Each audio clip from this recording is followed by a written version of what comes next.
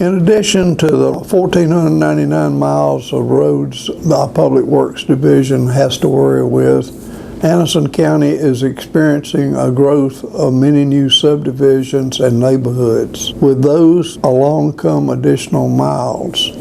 Now, it's true that the developers are responsible for creating the infrastructure and the roads, but at some point they will petition the county to bring that subdivision or neighborhood's roads into the county road system.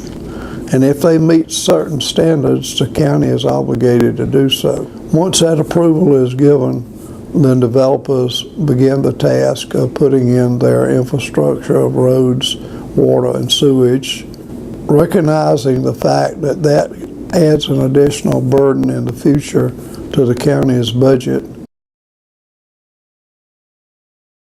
Well, fortunately, Anderson County has a wonderful economic development team. If you look around the county, we actually have many new businesses that have come to Anderson County. This map represents all of the new businesses that have come into Anderson County since 2009. They range everywhere from First Quality, which, believe it or not, is a $1 billion plus capital investment in Anderson County. And they're a good community investor. In fact, if you read the paper within the last week, you saw where they pledged $250,000 to help our local Anderson University. That's the kind of citizens we need coming into our county. If you go out on Highway 81 and 85, you'll see the huge 1.4 million square feet of the TTI building, which will house 211 people to start with, which will be the worldwide distribution center for all of the Ryobi, Home Light, and other similar products that are carried by the major department stores. So that's been a tremendous win-win. We have Wexlar, which is a German manufacturer and a level 1 supplier to BMW in Greenville, moving out at Alliance Park. It's still under construction, but it will add jobs. And there are many other examples. As these companies put people on the employment rolls, it is decreasing the number of people available in the job pool to be able to promote Anderson County for location of future businesses. Now, we're very fortunate in Anderson County to have Tri-County Tech.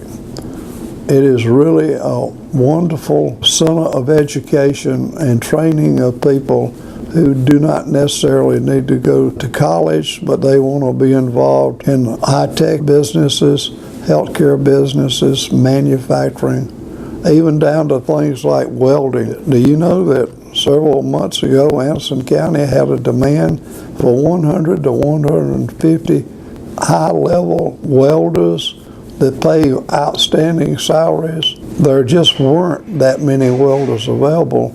So we worked with Tri-County Tech to set up an expanded school for training these welders.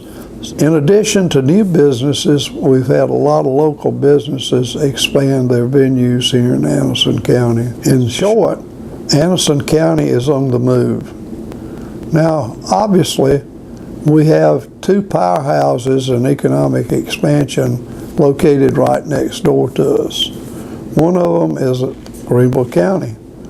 They've just got a lot of amenities, a big pool of employees, and wonderful facilities, and they've got citizens that have deep pockets that can develop spec buildings and industrial parks. So Anderson County is trying to meet that need by development of an industrial park and a second spec building.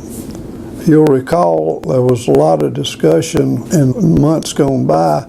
Why did Anderson County want to build a spec building out on the Alliance Park? You'll recall that Anderson County appropriated money to move forward in that, and even had private investors to assist in that. And before we could even get the plans drawn to build a spec building, we had a company that walked up to us, Wexlar, and said, "You don't need to build a spec building, we'll build our own."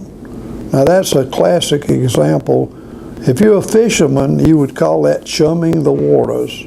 When you go out fishing, you put a lot of bait out because you know the bait's going to attract fish, and where there's fish, you have a better chance of getting a really good fish caught. So that's what Anderson County did.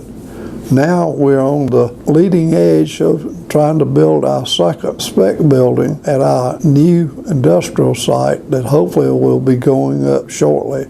County Council has appropriated the money through a general obligation bond and can fund it actually from fee in lieu of taxes. That means that the citizens of Anderson County will not be underwriting the development of that out of direct property tax dollars, except in the case of fee in lieu that's assessed to the businesses that are now here.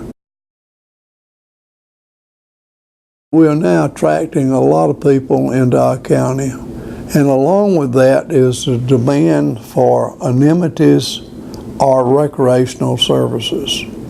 Now, our two competing counties, Greenville and Spartanburg, have outstanding recreational amenities available. I have people that tell me that I carry my kids over to Greenville County so they can go to one of the 4 water parks.